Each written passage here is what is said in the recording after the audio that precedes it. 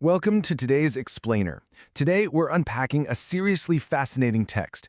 It claims to be a post-mortem spiritual message from the late actress Carrie Fisher, and what it does is take a pop culture phenomenon we all know and love and completely rewires it into this massive, profound cosmic doctrine. I mean, think about it. What if the magic of the movies wasn't actually fiction at all? We're going to explore how this source document translates the cinematic concepts you probably grew up with into literal cosmic truths. It totally bridges the gap between Hollywood storytelling and alternative spiritual theology. Here is our quick roadmap for today. We'll hit Episode 9 and the message, the spiritual truth of the Force, Jedi and light versus dark, from fiction to cosmic reality, Pleiades and space aliens, and finally, the handoff to Lucas's guardian spirit. All right, let's jump right into Section 1, Episode 9, and the message. So, according to the book, the spirit of Carrie Fisher delivered this bilingual Japanese and English interview on January 7th, 2020. And the timing here is absolutely crucial. That date is right on the heels of the theatrical release of Episode 9. The text actually frames this huge blockbuster premiere not just as some cultural event, but as a direct spiritual trigger that essentially brought this message down to earth. Moving right along to Section 2, Spiritual Truth of the Force. You know how hard it can be to convince people of really deep spiritual realities, right? Well, the text argues that the movies themselves are actually a deliberate tool. It's like a Trojan horse to bypass our everyday skepticism and sneak a hidden truth about the universe right past our popcorn. And here is where it gets super interesting. The Force is explicitly defined by Fisher's recorded spirit as the literal immortality of the human soul. The idea is that we aren't just flesh and bone. The text elevates humanity to these supreme beings who are basically just test-driving physical bodies for a while. It emphasizes that our real, true field of existence is entirely outside the physical realm. That brings us to Section 3, Jedi and light versus dark. So, what exactly does it mean to be a Jedi in this interpretation?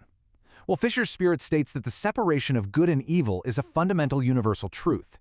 This completely elevates the concept of a Jedi from a fun movie hero into a literal spiritual leader, someone who can actually discern the sacred from the malevolent. The source material does something brilliant here. It takes this extremely modern pop culture phenomenon and anchors it straight to ancient Middle Eastern teachings, specifically mentioning Manichaeanism and Zarathustra. It's suggesting that those epic sci-fi struggles you see on screen are actually echoing foundational spiritual battles that have governed human morality for thousands of years. Let's look at Section 4, From Fiction to Cosmic Reality. Okay. Here is where the text takes a really startling leap. It asserts that Earth is literally surrounded by space aliens right now. And it insists very clearly that this isn't just a metaphor, it's not just a religious belief. It claims this is a tangible, physical reality that we are actively discovering.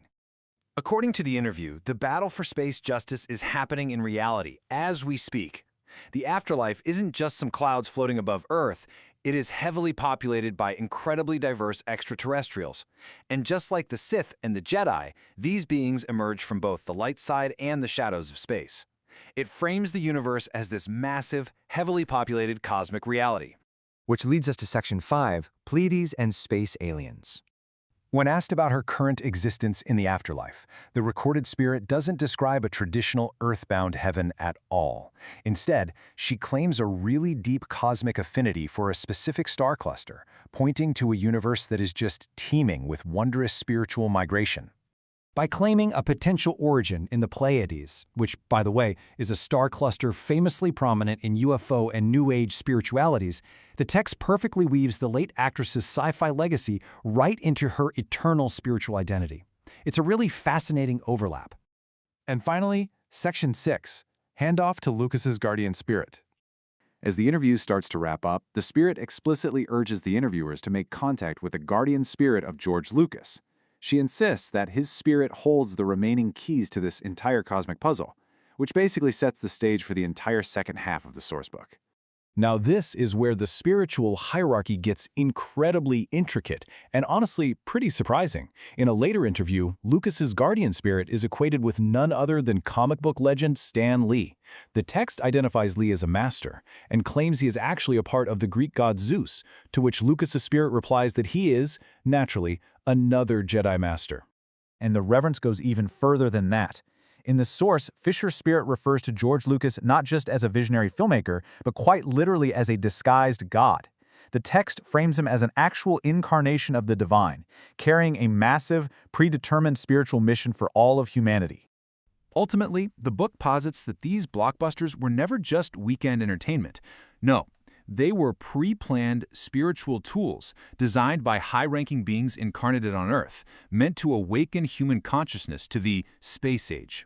It's all about preparing us for a vast cosmos where the battles of light and dark are very, very real. The text takes the familiar and reshapes it into something profoundly cosmic, forcing us to ask where modern mythology ends and emerging spiritual belief systems begin. The next time you watch your favorite sci-fi epic, you really have to wonder, is it just brilliant screenwriting? Or, as the source claims, is it the stirring of an ancient cosmic memory? Thanks so much for exploring this explainer with me today.